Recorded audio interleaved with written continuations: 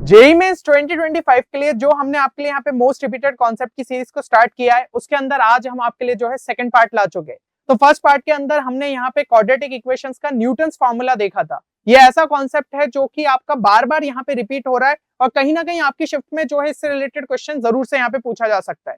तो अगर आपने उस वीडियो को चेक नहीं किया है तो लिंक उसके डिस्क्रिप्शन में देखने को मिल जाएगी, जरूर से जाके उस वीडियो को देखिएगा, क्योंकि ये छोटे से जो आपके 10 से 15 मिनट के वीडियो है उसमें आपको कॉन्सेप्ट भी सीखने को मिल जाएगा, साथ ही साथ उनसे रिलेटेड जो पीवाईक्यूज आए थे वो भी आपके यहाँ पे प्रैक्टिस हो जाएंगे।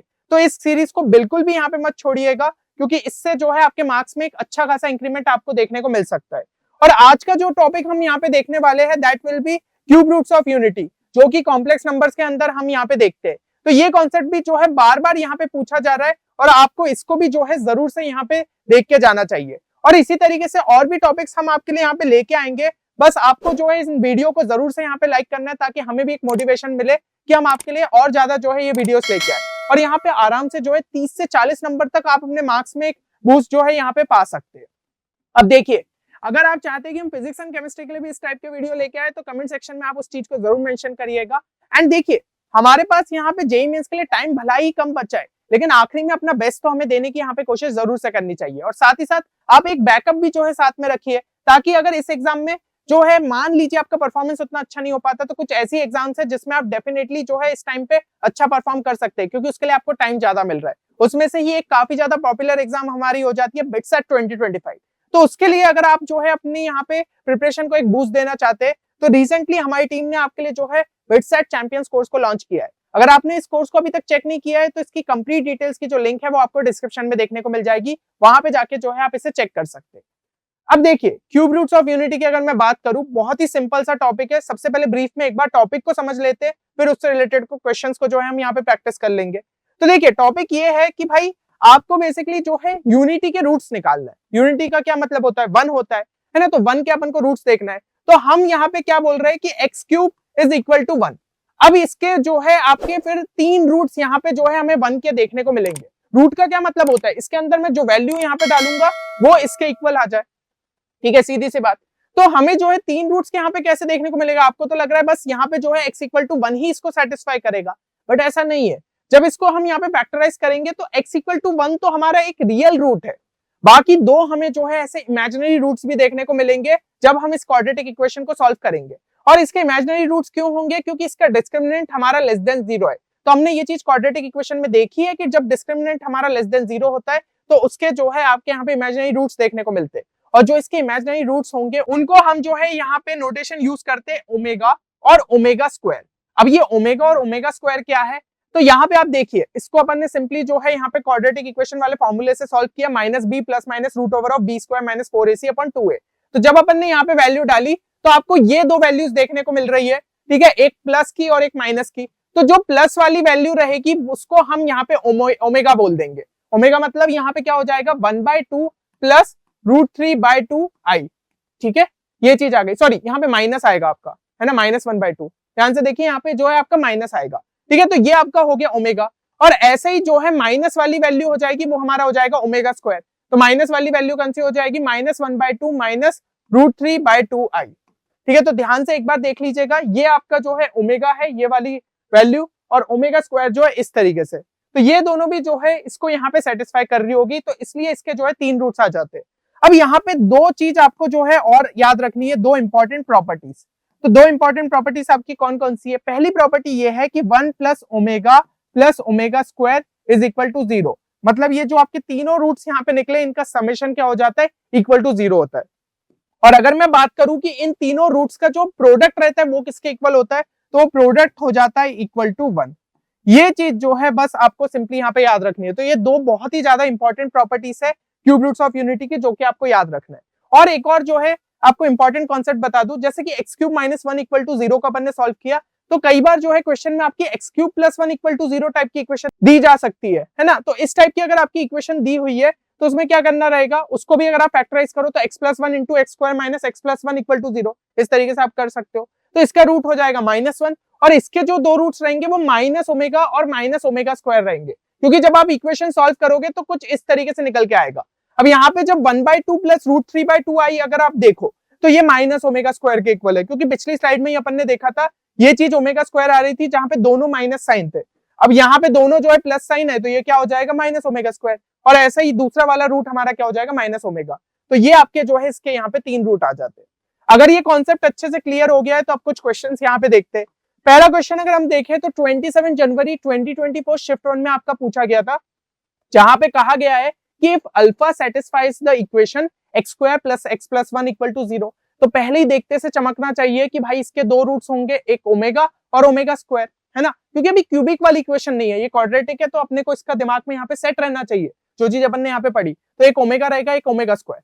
अब यहाँ पे क्या बोला जा रहा है कि 1 प्लस अल्फा की power 7 is equal to a plus b alpha plus c alpha square, है ना, और अल्फा क्या है इसको सेटिस्फाई कर रहा है। तो हम एक काम करते हैं, अल्फा की जगह अगर यहाँ पे ओमेगा पुट कर दे, क्योंकि वो जो है सेटिस्फाई कर रहा है सिंपली, तो ये क्या हो गया 1 प्लस ओमेगा की पावर 7।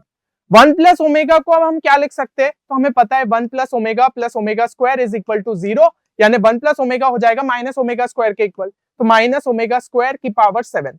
ये किसके इक्वल हो जाएगा, -1 की पावर 7 हो गया माइनस, और ये क्या हो जाएगा ओमेगा की पावर 14। अब यहाँ पे आगे कैसे सॉल्व करें, तो भाई हमें ये चीज पता है कि ओमेगा क्यूब क्या रहेगा, इक्वल टू 1 रहेगा, है ना। तो अगर मैं इसको 3 की पावर में लिखने की कोशिश करूं तो मैं ऐसा लिख सकता हूं ओमेगा की पावर 12 इंटू ओमेगा स्क्वायर, है ना। अब यहाँ पे जो है ओमेगा 12 को हम क्या लिख सकते हैं, ओमेगा क्यूब की पावर 4। तो ये वाली क्वांटिटी क्या रहेगी, इक्वल टू 1 रहेगी, और इंटू बस यहाँ पे क्या रहेगा ओमेगा स्क्वायर।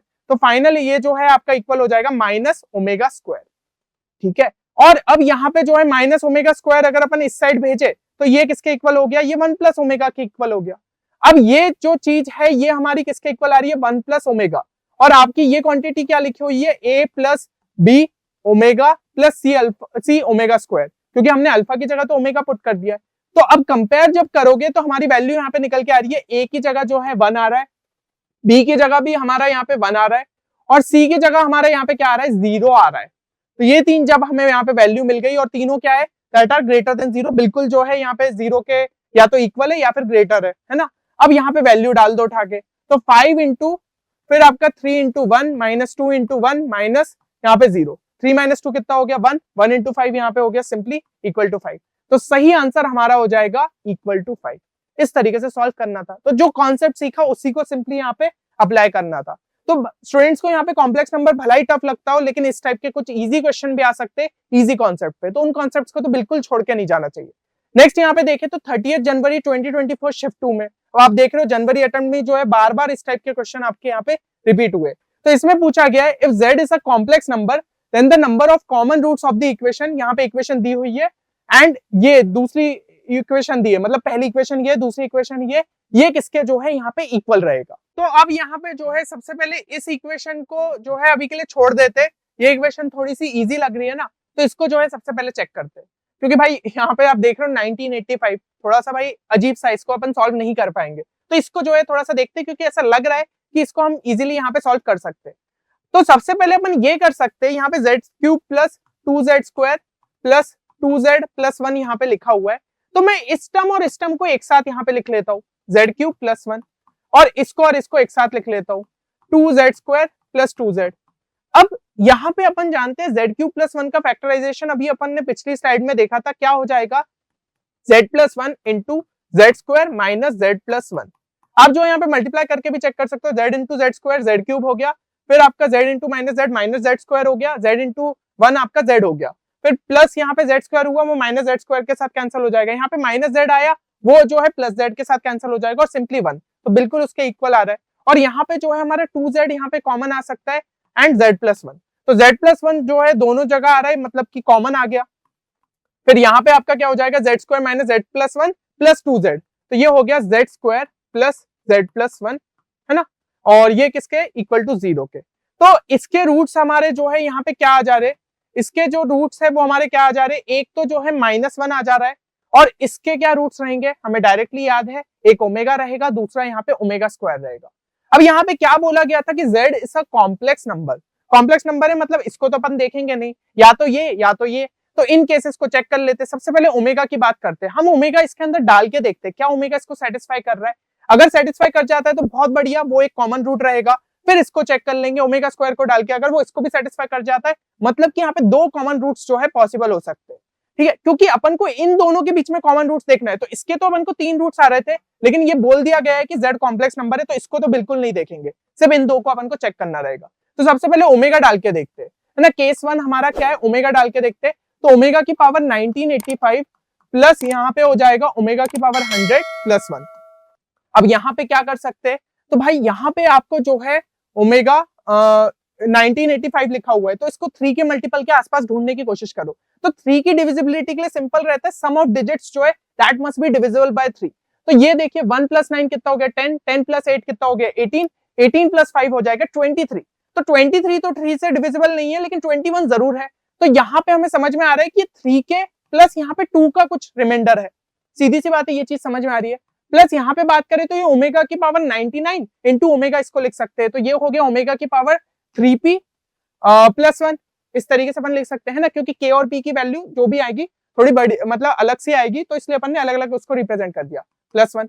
अब इसको हम क्या बोल सकते हैं, तो ओमेगा की power 3k into omega square, omega की पावर 3k तो 1 हो जाएगा, तो ये हो गया ओमेगा स्क्वायर। ऐसे ये क्या हो जाएगा ओमेगा, और ये हो गया प्लस 1। तो दिस इज इक्वल टू 0, क्योंकि ये पहली प्रॉपर्टी थी अपनी। तो ये तो इक्वल टू 0 आ रहा है, मतलब कि सेटिस्फाई कर रहा है। तो ओमेगा अपना जो है पक्का यहाँ पे रूट है।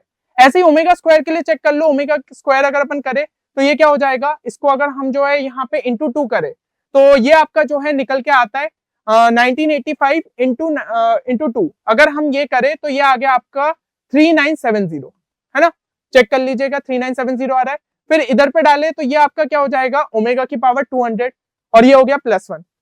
अब यहाँ पे सम ऑफ डिजिट्स करें तो कितना हो गया 12 प्लस 7 19, है ना। 19 हो रहा है, मतलब कि ये ओमेगा की पावर 3m मान लो, और यहाँ पे क्या आ जाएगा प्लस 1, है ना, क्योंकि इसको 18 प्लस 1 उस हिसाब से आप सोचिए, तो ये 3m प्लस 1 लिख सकते हैं। ऐसे इसके लिए हम बात करें तो ये ओमेगा की power 198 into omega square upon लिख सकते हैं, क्योंकि 198 इज परफेक्टली डिविजिबल बाय 3। तो ये आपका क्या हो गया, एक तरीके से 3 कुछ भी ले लीजिए r प्लस 2 ले लीजिए, है ना, प्लस 1। इस तरीके से अपन ने लिख लिया। तो ये हमारा क्या हो गया, ये हो गया सिंपली ओमेगा, ये हो गया हमारा ओमेगा स्क्वायर, ये हो गया प्लस 1। तो omega plus omega square plus 1 ये भी इक्वल टू 0 होता है, मतलब कि ये भी सेटिस्फाई कर रहा है। तो ये दो जो है हमारे यहाँ पे कॉमन रूट्स रहेंगे, यानी कि सही आंसर हमारा क्या रहेगा, ऑप्शन 2। क्योंकि यहाँ पे क्वेश्चन में यही पूछा गया था कि नंबर ऑफ कॉमन रूट्स जो है इन दोनों इक्वेशन के हमारे कितने रहने वाले। तो सिंपल सा कॉन्सेप्ट है, उसको यूज करते हुए आना चाहिए। और बस कहीं जो है आप अगर फंस रहे हो तो बस ये साइक्लिक रूल में फंस रहे हो, तो उसको जो है बस अच्छे तरीके से यहाँ पे समझ लो कि भाई ओमेगा क्यूब अगर 1 है ना, ओमेगा क्यूब 1 है तो ओमेगा की पावर 4 हमारा क्या रहेगा, that will be equal to omega, क्योंकि उसको लिख सकते हैं omega cube into omega. Omega की पावर 5 क्या रहेगा, that will be equal to omega square. ऐसे ओमेगा की पावर 6 की बात करें तो ये तो ओमेगा 3 को स्क्वायर अपन लिख सकते हैं, तो ये सिंपली क्या हो गया 1। तो इस तरीके से जो है बार बार हमारी यहाँ पे रिपीट होगी वैल्यूज, 1 ओमेगा ओमेगा स्क्वायर, फिर 1 फिर ओमेगा ओमेगा स्क्वायर। तो इसी वजह से ये साइक्लिक रूल जो है अपना निकल के आता है, और अपन रिप्रेजेंटेशन ऐसे कर सकते हैं। तो मेरे हिसाब से ये कॉन्सेप्ट आप सभी को जो है क्लियर हो गया होगा। एक क्वेश्चन जो है मैं आपके लिए यहाँ पे प्रैक्टिस के लिए छोड़ रहा हूँ, इसको जरूर से जो है सॉल्व करिएगा और अपना आंसर जो है यहाँ पे कमेंट सेक्शन में लिखिए। इनकेस आपसे ये क्वेश्चन नहीं बनता है तो टेलीग्राम लिंक जो है वो आपको डिस्क्रिप्शन में देखने को मिल जाएगी, वहां पे हम सॉल्यूशन इसका अपलोड कर देंगे। आप चेक कर सकते हो कि कौन सी स्टेप पे आप यहाँ पे अड़ रहे हो। और बाकी इस वीडियो को जरूर से लाइक करिएगा, क्योंकि और भी इस तरीके के वीडियोस आपके लिए लगातार आते रहेंगे। बाकी अगर आप चाहते हैं कि इस तरीके के सभी रिपीटेड टॉपिक्स हम जो है पीसीएम के लिए आपके लिए कवर करें, तो यहाँ पे जो है टारगेट लाइक्स हम लेते हुए चल रहे एक छोटा सा 200 लाइक्स का, तो जरूर से इस वीडियो को यहाँ पे लाइक करिएगा।